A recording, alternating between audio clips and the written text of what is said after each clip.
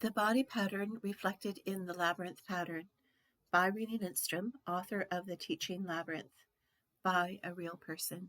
In the late 90s, I was introduced to the mindfulness of a labyrinth pattern in a conference for science and mystics held in a 100-mile house. The scientists were retired, and as they worked out in the field, they didn't work in labs or advanced technology. We were a group of dowsers, therefore the topics were not the usual scientific format. It was from their personal interests.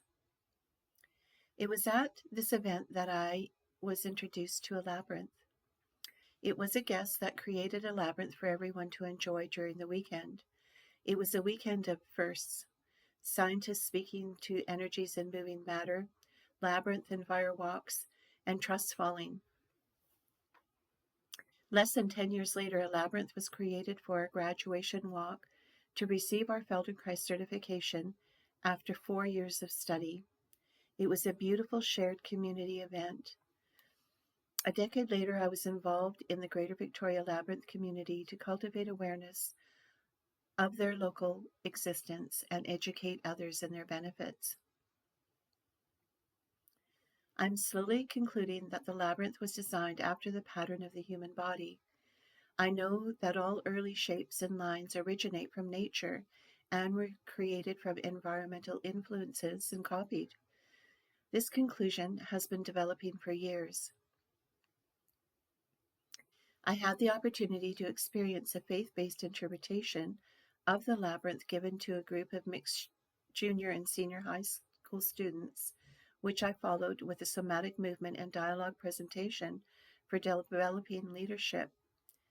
One focus was on outside and focused on that strategy of a higher authority, while the other was focused on inside doable and practical actions that could be integrated into all daily activities. It was an interesting and educational experience deepening this conclusion. The body reflection of the labyrinth. The labyrinth, from my perspective as a trained practitioner of the Feldenkrais method of somatic education, has a focus on the functional patterns of the human body.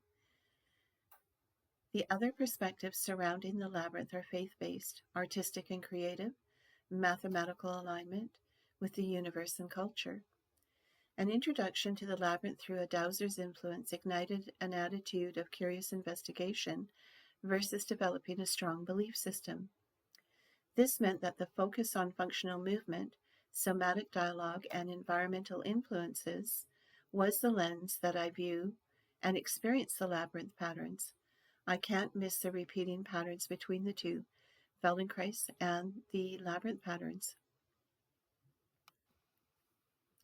The synchronicity in the labyrinth and Feldenkrais patterns. The pattern I refer to here is the core pattern that is called the seed pattern in the labyrinth. It is the center cross that creates the 4 cardinal directions in the rotational walking pattern through the labyrinth inward and outward. In the Feldenkrais method, the core pattern in the body is the elusive plumb line that creates the 4 quadrants. Both the labyrinth and Feldenkrais mirror the cardinal directions of the compass. In Feldenkrais, it can be felt in the subtle shift in body weight through the rotational patterns and postural transitions. When I draw a labyrinth, I can see a reflection of a human body. Here is a picture of a labyrinth that was on a children's playground at one of Greater Victoria's elementary schools, George J. I use this picture as it is at an angle which clearly shows the lines of the body in an abstract way. The cross is evident, and it creates a mirror image of the 2 sides.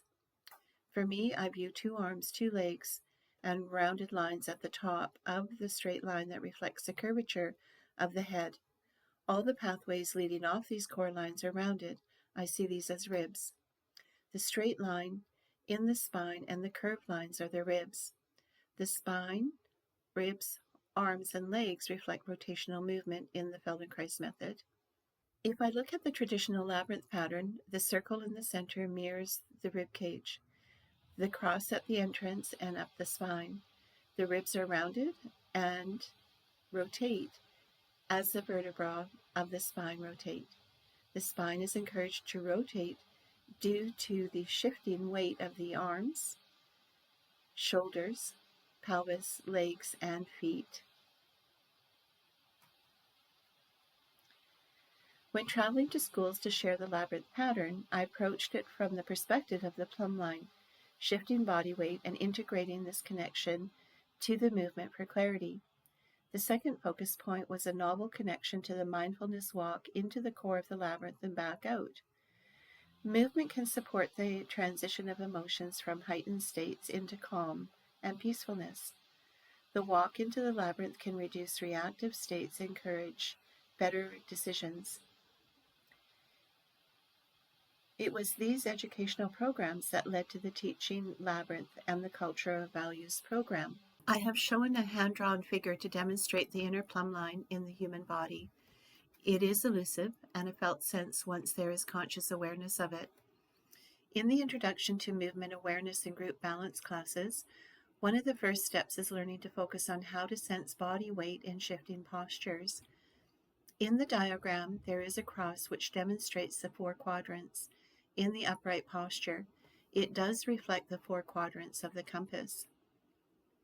I did create a video to introduce the plumb line through body posture transition and felt sense of the body's weight, and I will include the link in the description box below. If you like this video's content, please like and subscribe and stay tuned for more. I'll catch you on the next one.